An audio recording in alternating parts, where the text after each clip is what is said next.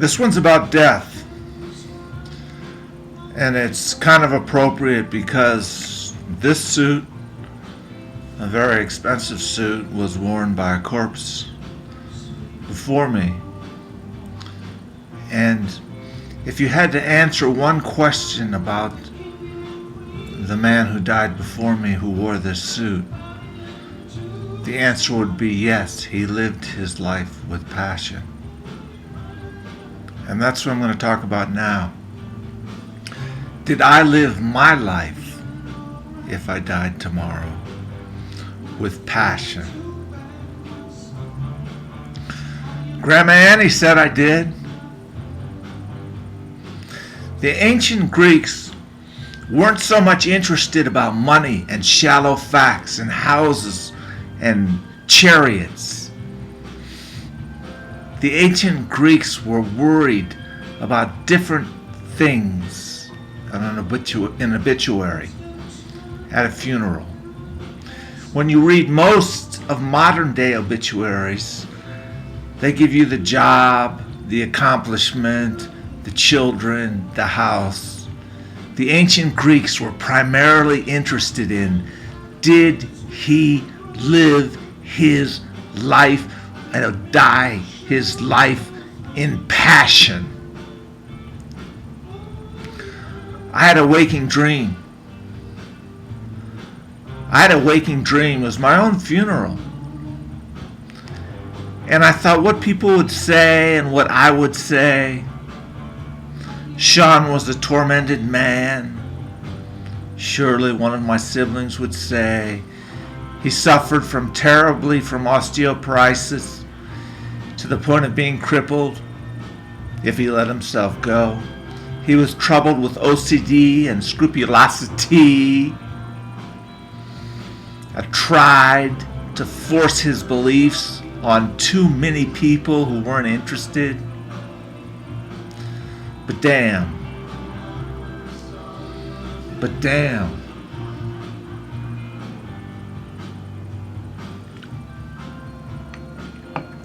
He lived his life with passion. Whether it was 50-mile bike rides that I went on a mountain bike to visit my beloved grandparents, paddling a canoe 20 miles down the wretched Cuyahoga River to Lake Erie with my best mate, where we happened to find a body floating in the lake. Even though Sean suffered from arthritis, the pain did not seem to stop him. Every joint, every motherfucking joint hurt, except for his right knee. It was like a cruel joke. When he made love with passion. Sometimes he would spend an entire 40 minutes going down on a woman. How do you know that? That's the length of the CD. To make sure she had her pleasure as he had his passionate, safe sex, monogamous partner pleasure. When Sean got religion, he devoured his beliefs. He devoured his beliefs to the point of illness. When he got speed roller skates, he went 35 miles an hour downhill on a safe road, isolated off the main road in the metro parks. When he discerned and believed that the Almighty God was near, he turned off the TV. He turned off the radio. He shut his book. He shut his journal. He went to prayer. He went to his prayer closet and prayed. Sometimes up to an hour. Lost, speaking in tongues and the voice of the Spirit. When he was in high school, There was barely enough varsity players to field a team. But Sean was one of them, and he played with fervor.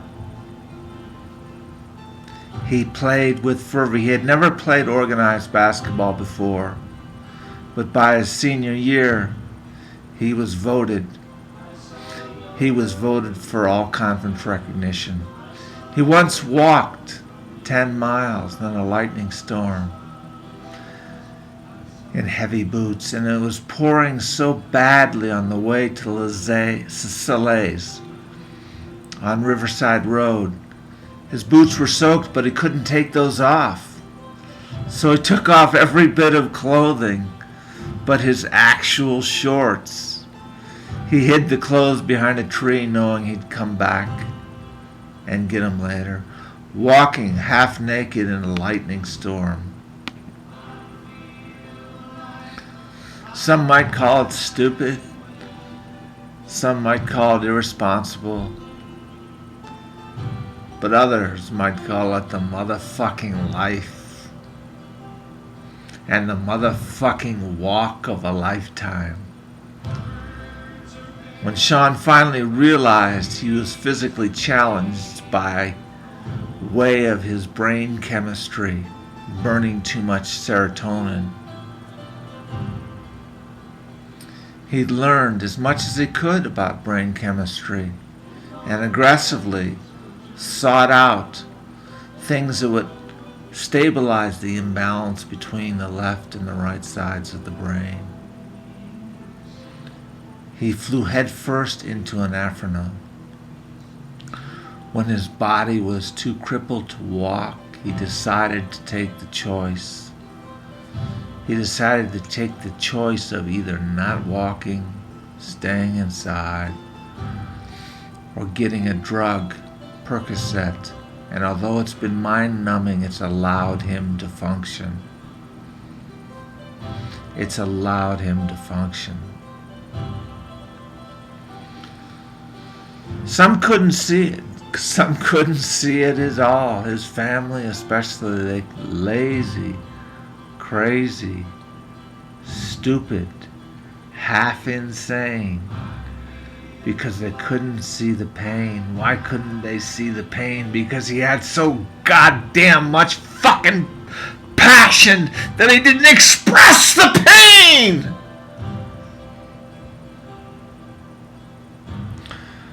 Except for scribbling poetry in the middle of the night. Who's gonna pay for Sean's long-term care, Mike wondered in his twilight when he passed this summer. Passion. Passion, the ancient Greeks asked, did he live his life with passion? And I have lived my life with passion. And this will carry me through the painful years to come, until it's my time to go. I could tell many stories the time Sean traveled around the world in 100 days on semester at sea, living in California as a missionary for a summer, going to 3 different high schools. The list is long and endless, living in 5 different states. But the most important thing, again, is did he live his life with passion? And I believe, if this is my funeral, it's not, it's just a funeral jacket. Did he live his life with passion? I would hope they would say yes.